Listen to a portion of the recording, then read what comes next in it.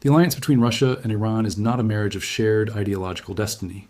It is a desperate, high-stakes geopolitical lifeboat boarded by two drowning empires who trust neither each other nor the shifting tides of the international system. To understand how long this partnership can truly survive, and to uncover what the Kremlin actually wants from Tehran, we have to look past the modern headlines and examine a history written in blood, betrayal, and centuries of imperial rivalry. The foundation of Iranian skepticism toward Moscow was poured long before the Bolshevik Revolution or the advent of political Islam. It was forged in the devastating conflicts of the early 19th century, specifically the Russo-Persian Wars that fundamentally redrew the map of the Caucasus. For the Persian Empire, then ruled by the Qajar dynasty, the expanding Russian Empire was an existential threat pushing relentlessly southward toward the warm waters of the Caspian Sea and beyond. The resulting conflicts culminated in the Treaty of Gulistan in 1813 and the Treaty of Turkmenchay in 1828, agreements that are still remembered in Iran today as profound national humiliations. Through these treaties, Persia was forced to cede vast swaths of its sovereign territory in the Caucasus, lands that today comprise the modern states of Azerbaijan, Armenia, and parts of Georgia. The loss of these territories severed Iran from its historical northern frontiers and established a border along the Aras River that remains heavily militarized and politically sensitive to this day. The trauma of Turkmenchay extended far beyond lost land. The treaty imposed crushing war reparations on Tehran, granted Russia extraterritorial rights, and established a framework of capitulations that allowed St. Petersburg to dictate terms to the Persian court for decades. In the Iranian historical consciousness, Russia was not a benevolent neighbor, but a predatory northern bear that dismantled the empire piece by piece while European powers watched with cynical approval.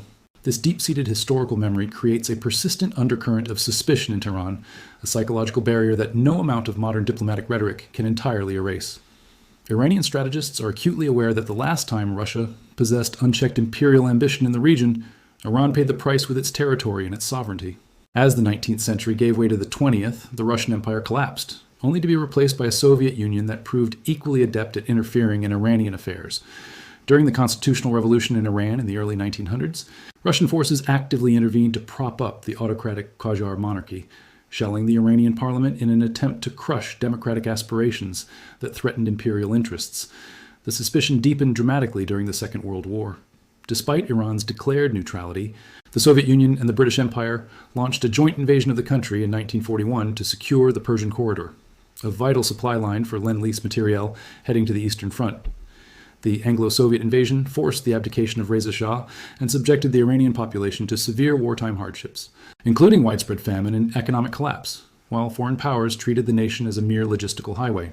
When the war ended, Joseph Stalin refused to withdraw Soviet troops from the northern provinces of Iran, instead establishing puppet separatist governments in Azerbaijan and Mahabad. It was only through intense diplomatic pressure from the United States and the newly formed United Nations that Moscow finally relented and withdrew its forces in 1946. This episode, known as the Iran Crisis of 1946, is widely considered one of the opening salvos of the Cold War. For Iranian leaders, it cemented a vital lesson. When it suited Moscow's strategic imperatives, the Soviet Union would violate Iranian sovereignty, occupy its territory, and carve out spheres of influence without a second thought. This legacy of betrayal meant that when the Soviet Union collapsed in 1991, the newly established Islamic Republic of Iran did not view the weakened Russian Federation as a natural ally, but rather as a historically unreliable neighbor that needed to be managed with extreme caution. Throughout the 1990s and early 2000s, the relationship between Moscow and Tehran was characterized by a cold, calculated pragmatism rather than genuine strategic alignment. Russia, reeling from its own economic collapse, saw Iran primarily as a lucrative market for its struggling defense industry and nuclear technology sector. The centerpiece of this transactional era was the Bushehr nuclear power plant. Originally started by German engineers in the 1970s, the project was abandoned after the Islamic Revolution and the subsequent Iran-Iraq War. In 1995, Russia signed a contract to complete the reactor, a move that drew fierce condemnation from Washington, but provided a vital lifeline to the Russian Ministry of Atomic Energy. Yet, even as Russian engineers poured concrete at Bushehr, the Kremlin was careful not to cross Western red lines entirely. Moscow deliberately slowed the construction process, using the project as a diplomatic lever to extract concessions from both Tehran and the West. When the Iranian nuclear program became a major international crisis in the 2000s, revealing clandestine enrichment facilities, Russia's position grew increasingly complex. While Moscow opposed military strikes against Iran and argued for diplomatic solutions, it also repeatedly voted in favor of United Nations Security Council sanctions against Tehran. Russian diplomats at the UN supported resolutions that restricted Iranian financial networks and arms imports, a reality that infuriated hardliners in Tehran who felt they were being sold out by their supposed northern partner.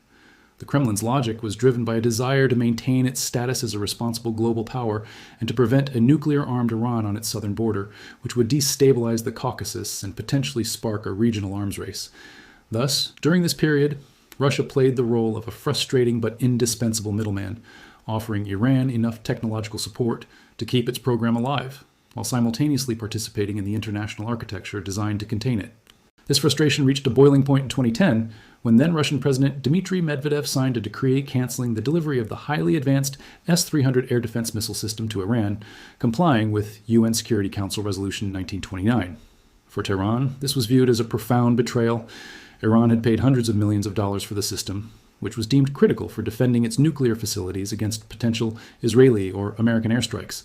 The cancellation not only left Iran militarily vulnerable, but also triggered a multi-billion-dollar international lawsuit from Tehran against the Russian state arms exporter, Rosoboronexport.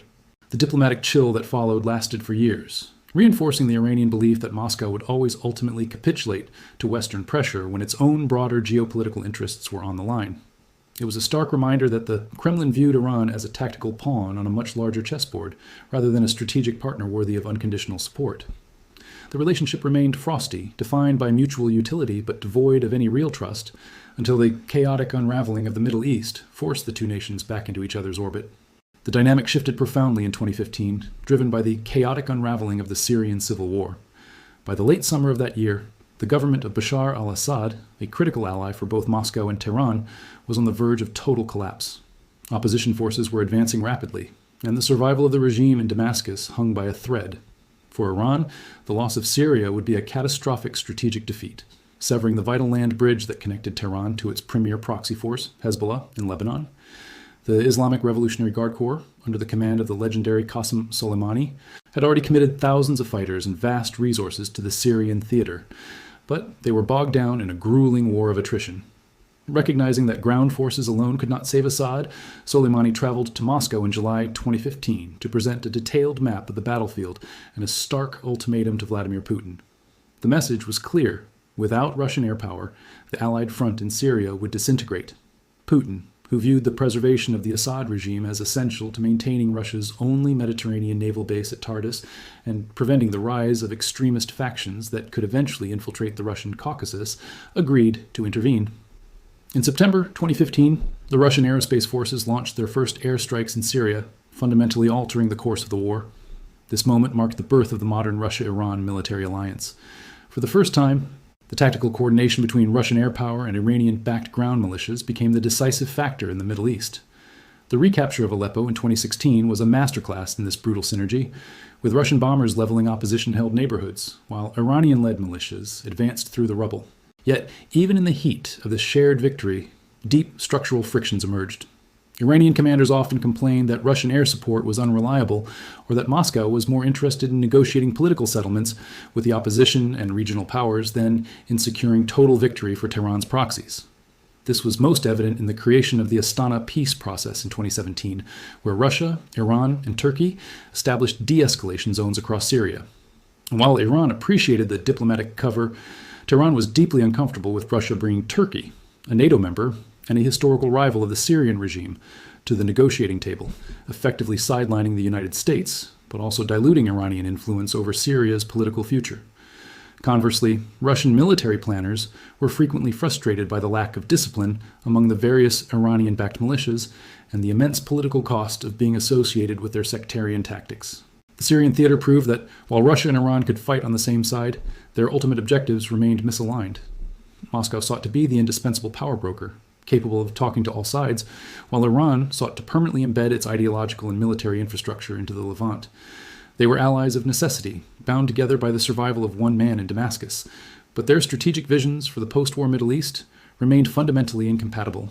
If Syria was the crucible that forged their modern military cooperation, the full-scale invasion of Ukraine in February 2022 was the catalyst that completely inverted the balance of power between the two nations.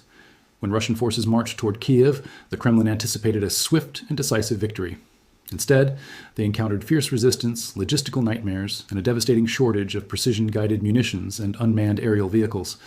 As the conflict devolved into a grinding war of attrition, the Russian military-industrial complex struggled to keep pace with the immense consumption rates of modern artillery and drone warfare. It was in this moment of acute vulnerability that Tehran saw an unprecedented geopolitical opportunity. Beginning in the late summer of 2022, verified reports and battlefield evidence confirmed that Iran had begun supplying Russia with hundreds of Shahed 136 loitering munitions. These relatively cheap delta-winged drones, packed with explosives, were used to systematically target Ukraine's critical energy infrastructure, causing widespread blackouts and terrorizing civilian populations during the brutal winter months. The transfer of this technology was a watershed moment. For decades, the relationship had been defined by Russia as the senior partner, the supplier of advanced fighter jets, air defense systems, and nuclear technology, while Iran was the junior partner, relying on Moscow for diplomatic cover and legacy hardware. The Ukraine war flipped this dynamic on its head. Suddenly, the once mighty Russian military was dependent on Iranian assembly lines to sustain its strategic bombing campaign. Open-source intelligence and satellite imagery later revealed that Russia was not merely importing these drones, but was actively working to domesticate their production, establishing massive manufacturing facilities in the Alabuga Special Economic Zone in Tatarstan. Investigative reports have shown that Russian engineers, aided by Iranian technical advisors, have been working tirelessly to reverse engineer the Shahed airframes, adapt them for local manufacturing, and integrate them with Russian electronic warfare systems. Furthermore, evidence suggests that Iranian military personnel were deployed to Russian-occupied Crimea to assist with the operational deployment and targeting of these drones, marking a direct involvement of Iranian forces in a European conflict. This transfer of technology and industrial capacity demonstrated that Iran possessed a highly effective asymmetric military-industrial base capable of influencing the outcome of a major European land war. For the leadership in Tehran, this was a profound validation of their doctrine of self-reliance under sanctions. They had successfully turned their international pariah status into a strategic asset, making themselves indispensable to a nuclear superpower that was simultaneously being isolated by the West. Iran was no longer just a client state seeking Russian protection. It was a vital supplier of the very tools Russia needed to wage its war of survival.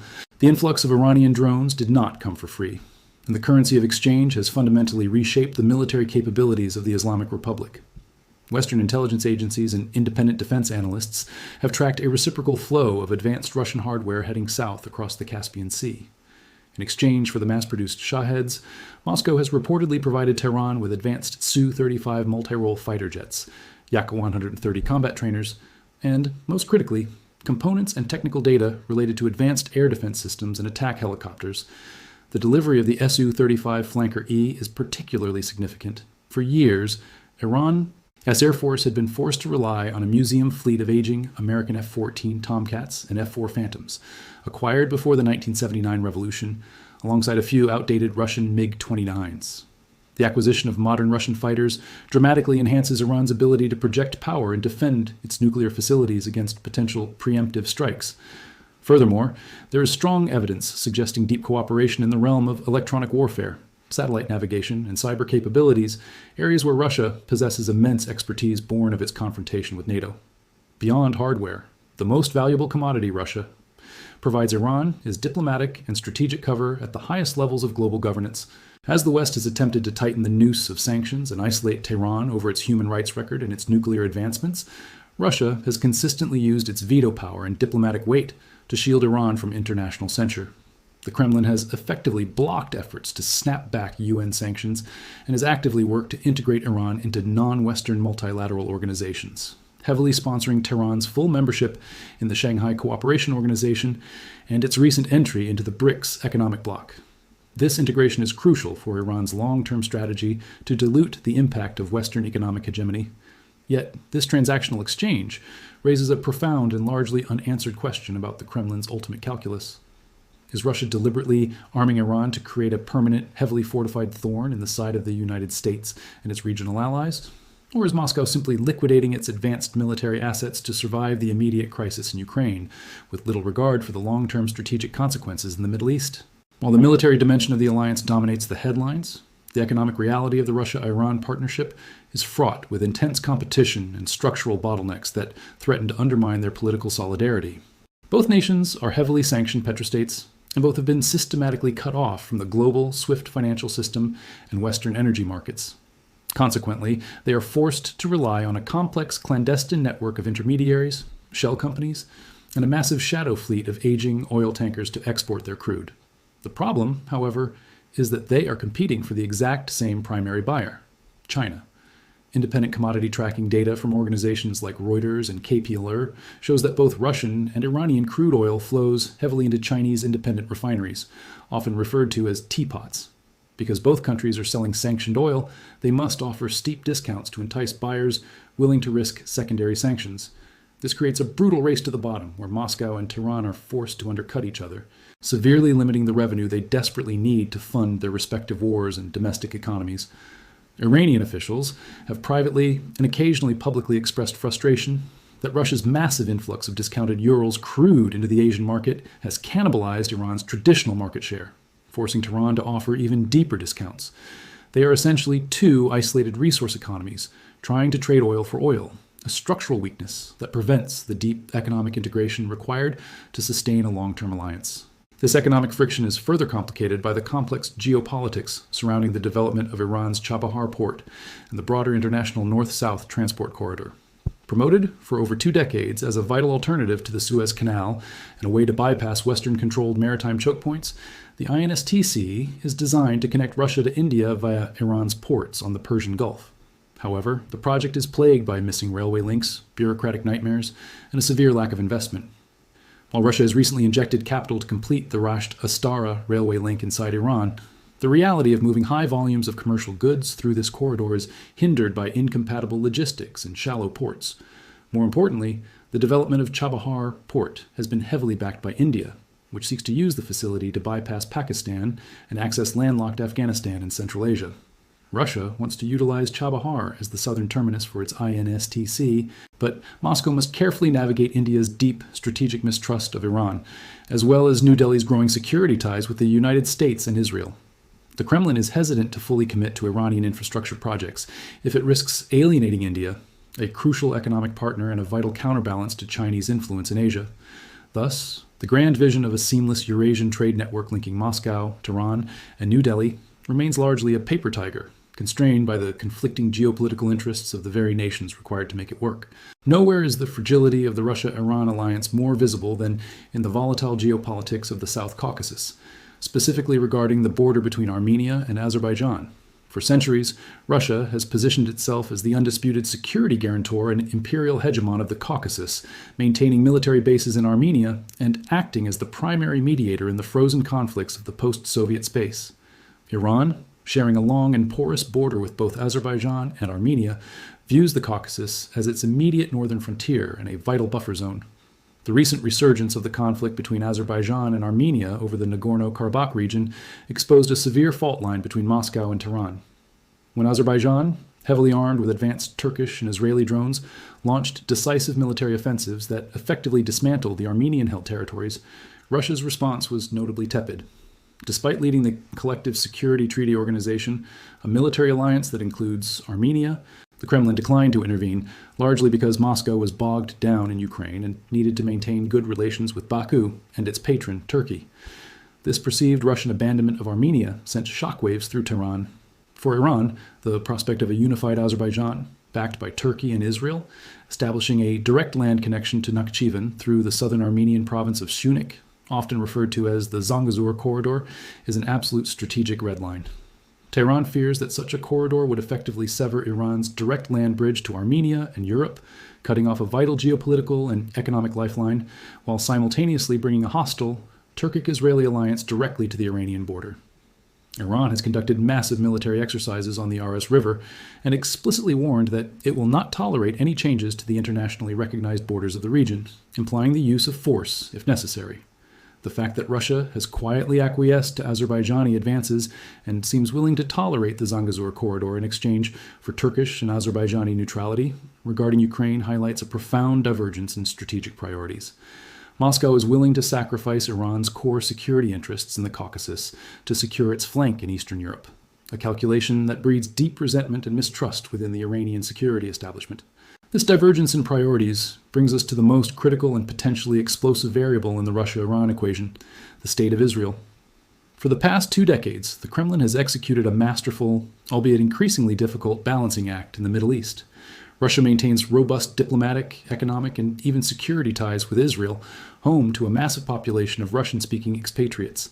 At the same time, Moscow hosts Hamas leaders, coordinates deconfliction lines with the Israeli Air Force over Syrian airspace, and partners with Iran to prop up the Assad regime. This allowed Russia to present itself as the only global power capable of talking to all actors in the region. However, the war in Ukraine and the escalating shadow war between Israel and Iran have pushed this balancing act to its absolute breaking point. Israel, while officially neutral regarding the Ukraine invasion, has provided significant intelligence and non-lethal aid to Kiev, and has repeatedly warned Moscow that the transfer of advanced Russian weapons to Iran poses a direct threat to Israeli security. In response, Russian state media and diplomatic channels have adopted an increasingly hostile posture toward Tel Aviv, frequently aligning with the rhetoric of the Iranian-led axis of resistance and criticizing Israeli actions in Gaza and Lebanon. Yet, despite this harsh rhetoric, there is no verified evidence that Russia has completely severed its back-channel communications with Israel, nor has Moscow provided Iran with the most advanced defensive weapon systems, like the S-400 or advanced anti-ship missiles, that Tehran desperately covets to deter an Israeli strike on its nuclear facilities. Experts remain deeply divided on what Russia truly wants regarding this dynamic. One school of thought suggests that the Kremlin is deliberately keeping Iran in a state of perpetual insecurity, providing just enough advanced technology to make Iran a dangerous nuisance to the West and Israel, but withholding the ultimate deterrence so that Tehran remains dependent on Moscow for its survival. By keeping the threat of an Israeli strike looming over Iran's nuclear facilities, Russia ensures that Tehran has no choice but to continue supplying drones and accepting unfavorable economic terms. The alternative, and perhaps more alarming perspective, is that Russia's isolation from the West is now so total that it has abandoned its historical hedging strategy entirely, deciding that a fully militarized nuclear threshold Iran is a necessary ally in the global struggle against American hegemony, regardless of the destabilizing consequences for the Middle East. If the latter is true, the eventual transfer of Russian nuclear propulsion technology or advanced hypersonic missile components to Iran could trigger a catastrophic regional war, drawing in the United States and plunging the global economy into chaos. The ambiguity of Moscow's intentions is a deliberate strategy, keeping both Tehran and Tel Aviv guessing, but it is a dangerous game that could easily spiral out of control as the shadow war in the Middle East grows more lethal and frequent. To understand the longevity of this alliance, one must look beyond the hardware and the treaties to the profound ideological void that sits at its center.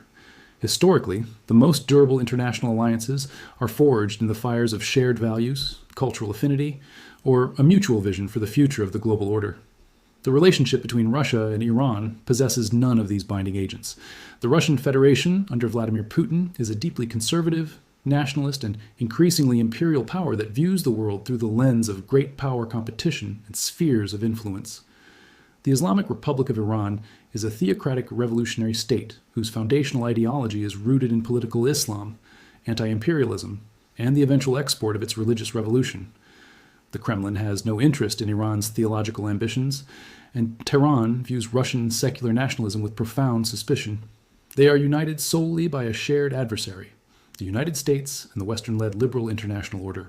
They are the ultimate geopolitical outcasts, pushed together by the crushing weight of sanctions, diplomatic isolation, and the necessity of regime survival. This makes their alliance incredibly resilient in the short term, as the pressure from the West leaves them with no viable alternatives. But it also makes the relationship inherently brittle in the long term. A marriage of convenience is only as strong as the inconvenience of the alternative. If the war in Ukraine were to freeze, or if a future administration in Washington were to offer Moscow a grand bargain that involves the lifting of sanctions in exchange for distancing itself from Tehran, the historical mistrust and competing regional interests would immediately resurface. Russia has never hesitated to sacrifice its partners when it served the interests of the state, and Iranian strategists are acutely aware of this historical precedent. The alliance between Russia and Iran is not a permanent fixture of the new multipolar world. It is a symptom of a global system in severe distress. It is a geopolitical lifeboat boarded by 2 heavily sanctioned empires who recognize that, for now, they must row in the same direction to avoid drowning in the storm of Western isolation. The evidence of their cooperation is undeniable. visible in the wreckage of Ukrainian cities struck by Iranian drones, in the busy ports of the Caspian Sea, and in the diplomatic chambers of the United Nations, where they vote in lockstep to shield one another. Yet, the foundation of this partnership remains hollow, built on a history of territorial theft, Soviet betrayal, and intense economic competition.